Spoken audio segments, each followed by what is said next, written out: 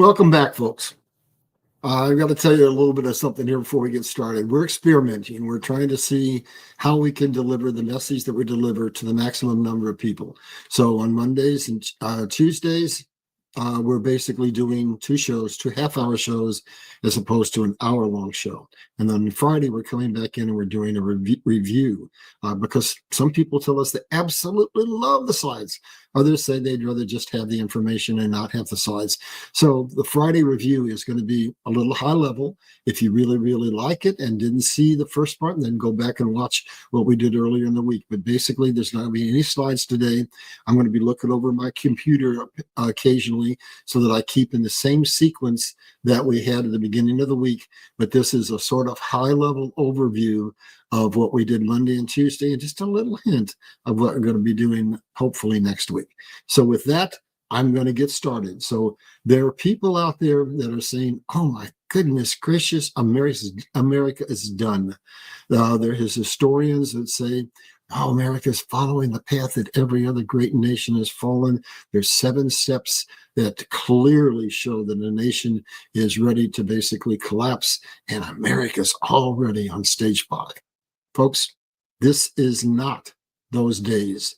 Everything has changed. All those probably thousands of years of history, here's what happened.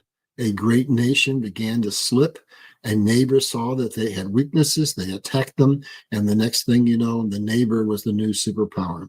That's not what's going on right now.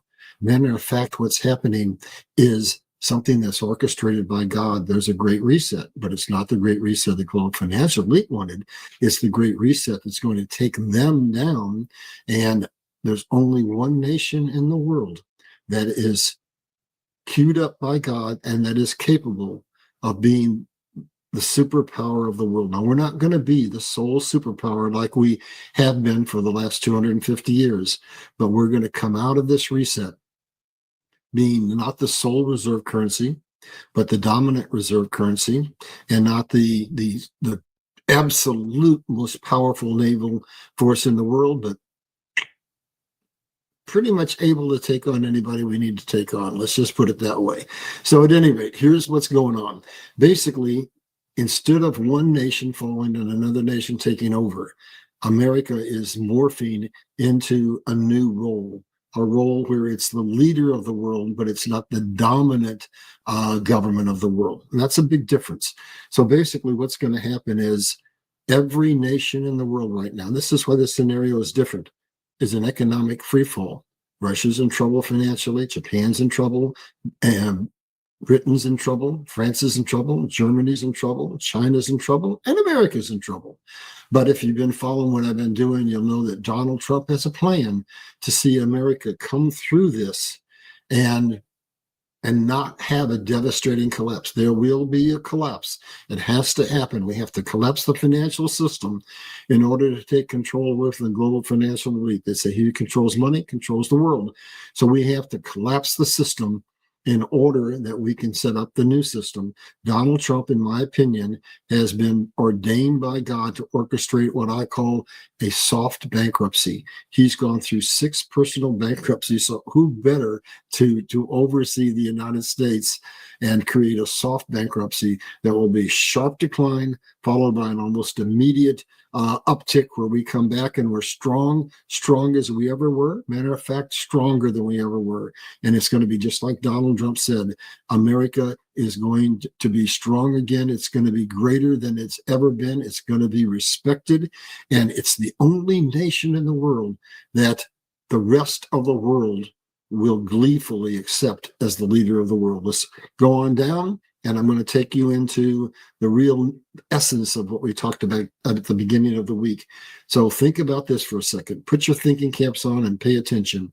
The things that I'm going to read off, I'm looking over the slide here in a second, are things that you have to have if you're going to be the leader of the world. If you fail to check one of the boxes that I'm going to read off, then you're not capable of being the leader of the world. So you have to have a free society that nations can trust. That's not China. That's not Russia. The only nation that fits that bill is the United States of America. You have to have abundant and diverse resources. Well, we've allowed our grip on on those resources to slip over the last 3 or 4 presidents, but Donald Trump is coming back and systematically signing mineral deals for rare earth, for oil, for all kinds of things, so that we will have those natural resources, so that we can reclaim our control over manufacturing, and so our dollar can once again be valuable and be respected.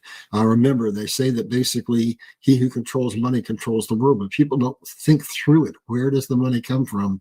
It's not because somebody says, hey, this dollar bill, this fiat bill is worth something. No, in the system that we're going into, we're going to go into a system that's not based upon just saying the dollar has value. It's based on backing the dollar by gold, by silver, by wheat, by oil, by uranium, by every kind of commodity you can possibly imagine. Going on down the list of requirements, a diverse and innovative economy. And so America is all over the world. We've got tentacles everywhere. And we will be the manufacturing superpower of the world. Again, everything is leaving China in terms of manufacturing. It's not all coming here, but enough is coming here that we will move up to once again be the #1 manufacturing power in the world. Leadership in manufacturing and trade is essential. And then you've got energy and food independence. No nation has ever been the leader of the world unless it could feed its people. So it has to have energy, and it has to have, basically, this is going to sound crazy, but the geography upon which a nation sets to a large degree determines whether it will be a superpower. And America is uniquely positioned. We have all kinds of natural resources. We're over here in the Pacific Ocean, thousands of miles away from all the chaos over in Europe and over in the Middle East. And America is just exactly where God wanted. God chose this nation, and he chose to put us here on the most productive piece of geography in the entire world, in the ideal location. Energy, food independence, going on down. Demographics as it relates to GDP. What's that mean? It means that several of the nations that would be competing against us in this new economy have very, very old, aging populations, Japan and China in particular. America has a relatively young, productive force. When you get to a situation where the majority of your people, like in China now, are at retirement age, that has a huge impact on the vitality of the nation. And going on down, we're almost done with these requirements. Global language and global reach. America is the only Navy in the world that truly has a global reach. And we've never had a superpower that didn't have a dominant language. America, according to the UN, is the language of the world. And finally, strong military. You have to defend your territory. You have to defend your trade routes, and America is uniquely positioned to do that. I know there's people out there saying, "Oh, China has this huge navy." Yeah, but a lot of their vessels are diesel, and they don't have the range to get here. We still have technological superiority, even though China may have a numerical superiority in certain areas. And take you down into another aspect of what's going on, and that is something that I think these two things I'm talking about right now are the most important things you need to understand. The requirements to be a great nation. And then this next part is requirements for peace and prosperity. It was Eisenhower who said, is there any man, is there any woman, is there any child that doesn't understand that just got my tongue stuck on the roof of my mouth, that financial inequality is the principal cause of war around the world. So here's what you have to have peace and prosperity. You have to have a sovereign currency, meaning that the US dollar is only worth about 2 cents right now. So we have to go back to a commodity-backed system. You have to have sovereign borders. So to sum this part up, any nation that doesn't have sovereign currencies, not sovereign. Any nation that doesn't have a sovereign border, meaning a closed border, is not sovereign. Any nation, absolutely, that does not have honest elections is not sovereign. Any nation that doesn't have resource independence is not sovereign. Any nation that doesn't have energy independence is not sovereign. Any nation that doesn't have significant manufacturing prowess is not going to be the principal leading force in the world. In any industry, that any country that doesn't have an equitable trade agreement that does was see them make money, not lose money, is going to fall consistently until they collapse. Donald Trump has changed that. He's taken us off of the losing trade agreements that we were on. When we started trading with China, we were 200 years old. We only had a $660 billion national debt. Now, through war, through unfunded entitlements, and through losing trade, we have a $38 trillion national debt. But if you've been following, you know that Trump is orchestrating a way to pay off our national debt and to basically grow this economy out of the situation it's in and put us in a position where the whole world will accept us as the leader of the world. And going on down, you have to have global financial parity, which is what we talked about a minute ago. Every nation in the world, Trump's been talking about this, has to have their currencies at relatively the same value. They all have to have access to their natural resources. They all have to be able to feed their people. They all have to be able to have a reasonable manufacturing base. When all that happens, peace is the outcome. And what's Trump been doing? He's been setting up the stage for that, and he's been going all around the world. He's negotiated 6 peace agreements. And by the way, most of those peace agreements had hooks in them that gave us additional natural resources. And if the Middle East agreement holds, that's 7, only leaving one major conflict, which is, of course, the Ukraine and Russian conflict, which I believe will eventually be settled.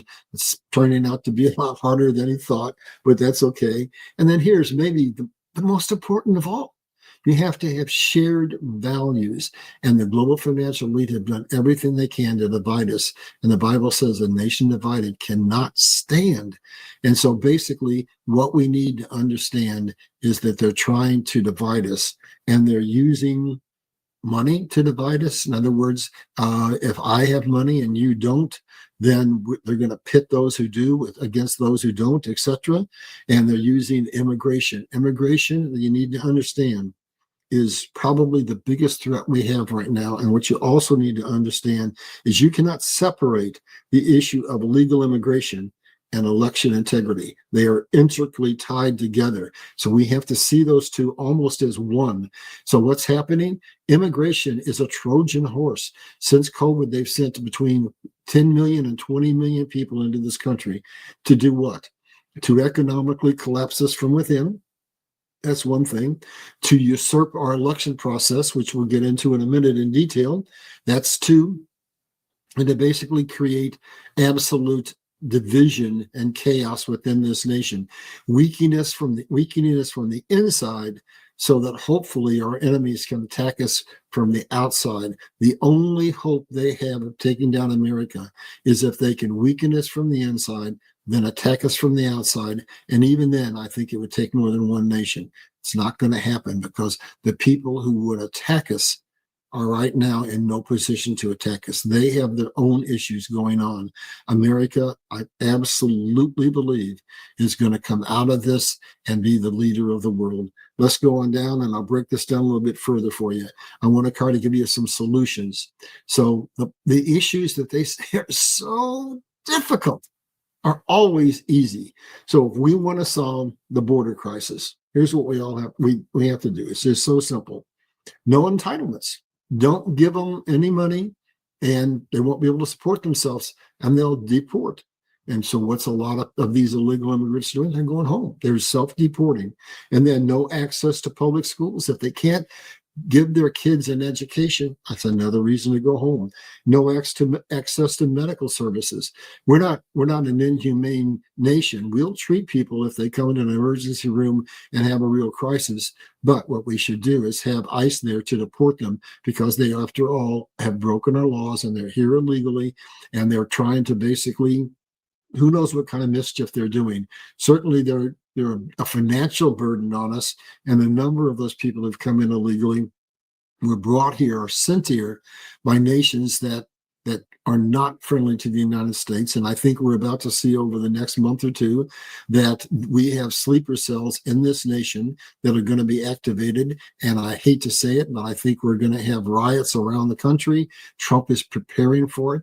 That's why he's putting the National Guard out. That's why he's basically preparing, if he needs to declare martial law. But I think we're going to have chaos in the streets of America. It's got to happen because we have to get these people here who are here to basically take this nation down. We have to get them out. There's no other way. And if we don't give them a driver's license, that's another way to get them out. And then I have my own individual little solution where I say that all we have to do is just put a G on their driver's license for grandfather. And what am I talking about? I basically contend that for over 30 or 40 years, we invited these people in and let them come and let them work in our agriculture field and work in our hotels. And basically they were convenient. Well, we can't just kick those people out because now they've had children and they're here. So we need to protect the dreamers. We shouldn't give citizenship or voting rights to the parents who came here illegally.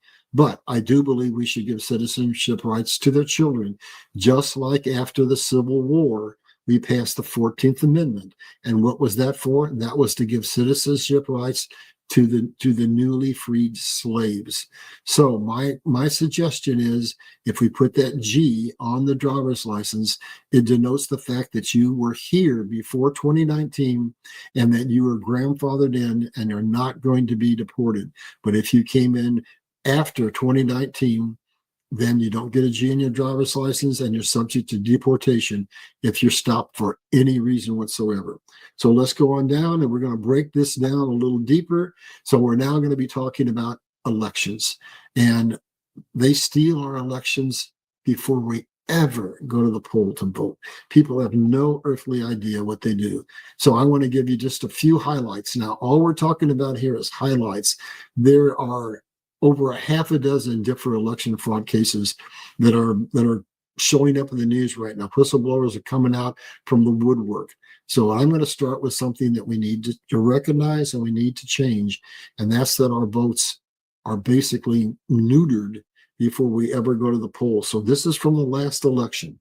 100 families, 100 of the wealthiest families in the world in the last election, donated $2.6 billion. The total amount spent was $5.5 billion. What's that mean? That means these people donated that money in order to get power and to get influence. And it means that almost always, no matter who's elected, they are influenced by powerful people who are asking for special interest, for special consideration. And those special considerations never, ever represent the best interests of the people of the United States of America. Another scandal that's been released recently is all the fraud that's happening in the Social Security Department, all the dead people that are registered in the Social Security Department. And then something really heinous. I can't understand why this woman isn't already in jail. Michelle King, she was the interim director of Social Security, and she was assigned the task to change the computer in the Social Security Department so that any illegal immigrant who asked for a Social Security card was given it. Whoa. What does that mean? That means they have the same rights as you do. That means they can get entitlements of every kind. They can get food stamps. They can get every kind of assistance you can imagine. They can get Social Security. And most importantly, with that designation, having a Social Security card, they're legally voters. They have every single right you have. And just ask yourself a question. Who are they going to vote for? Are they going to look at this election and are they going to even consider a Republican? No, they're going to vote for a Democrat 99.999% of the time because that's their bread ticket. And so basically that's another way we lose our election before we ever get to the polls. So we got billionaires that are influencing the election, and we've got corrupt politicians that are giving Social Security cards to illegal immigrants so that they will vote Democrat. There's more going on. This next thing I'm going to talk about is so simple. People didn't even look at it, didn't even think about it. It was a simple question that Trump wanted to ask in his first term. We have to have a census every 10 years. Well, it's not quite the way people think. We don't have to have a census every 10 years. We have to have a census within every 10-year period. So when the last census came up, Trump wanted to ask a simple question: are you a US citizen? And that is more important than you can possibly imagine. Why?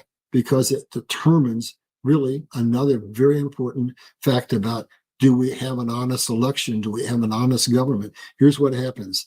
If we don't have that, and by the way, Trump is trying to do another census that's going to be done early, hopefully before the 26 midterms.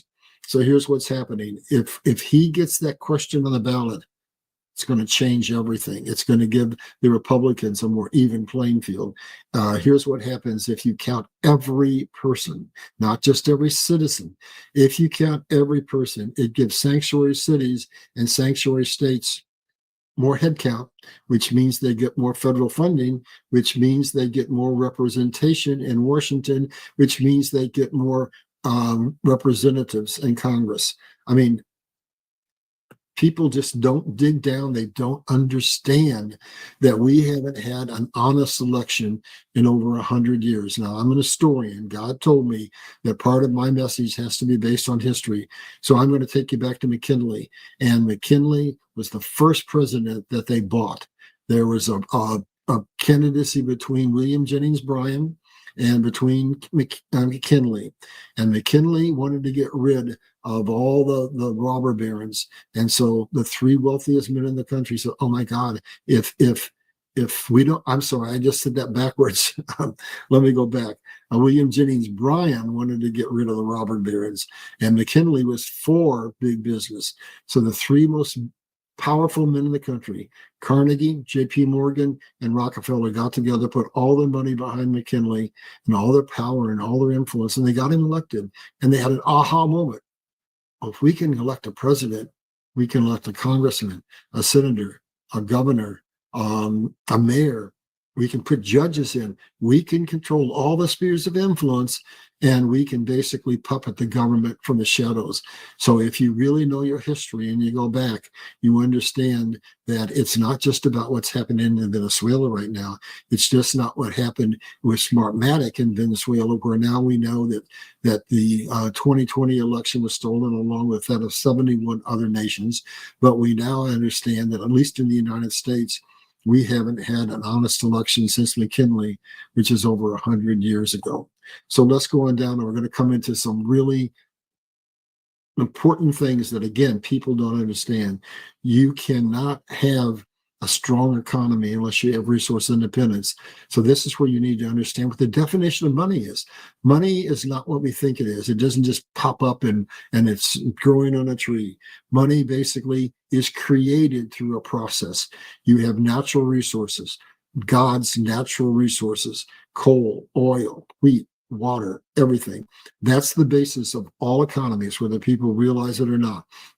That's basically then manufactured into finished goods and sold through trade markets all over the world. At the moment of sale, it becomes money. And that money is used to control governments, either to control just governments or to use the money to control all the spheres of influence and absolutely enslave people. So basically, what has Trump done in this regard since he's come in this term? He's basically declared a national emergency, the Defense Protection Act, and he said, over the last several presidencies, we have allowed China to garner enormous amounts of natural resources, and we're dependent for rare earth, and we're dependent for pharmaceuticals and things that we should never be dependent for, because it puts us in a very vulnerable situation. So he's declaring national emergencies right and left. He's declared, or is about to declare, a national emergency in housing. Why?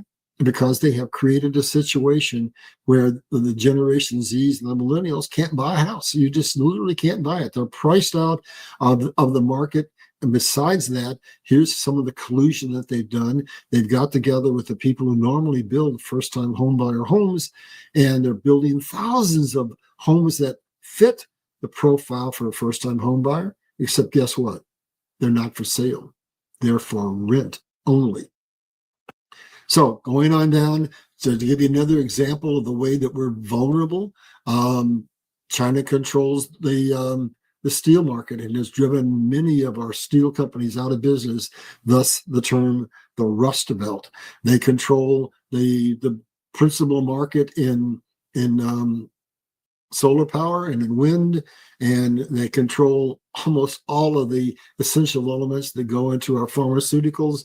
And basically, think about what happened in COVID when you couldn't get a phone or you couldn't get an automobile. They control a lot of the chips. I mean, we have to get into a situation where America is absolutely, completely, and utterly self-sufficient, where we don't have to depend on anybody. That's strength through power, strength through resources, strength through reach. Now, to sum this up, here's what we've talked about. That all week this week, we talked about sovereign currency, sovereign borders, honest election, and resource independence. If you'll join me next week, this is what we're going to be talking about. It's just a continuation of that list of things that are absolutely essential if you're going to be what? The leader of the world. And if that leader is going to bring peace and prosperity to the world. So we'll pick it up next week and we'll be talking about energy independence, manufacturing prowess. Trump has created a situation where, depending on who you talk to, 12 to $17 trillion has been committed to build new factories in this country. And that money is coming in here. Manufacturing is leaving China faster than you can shake your head. So within a year or two, America is once again going to be the dominant manufacturing force in the world. We're going to spread that manufacturing out, but there's always going to be one nation that's number one, and that's going to be the United States. And we're going to talk about equitable trade agreements with everything that Trump has been doing with renegotiating trade agreements and with leveraging the tariffs. We're not losing money on trade anymore. We're making money.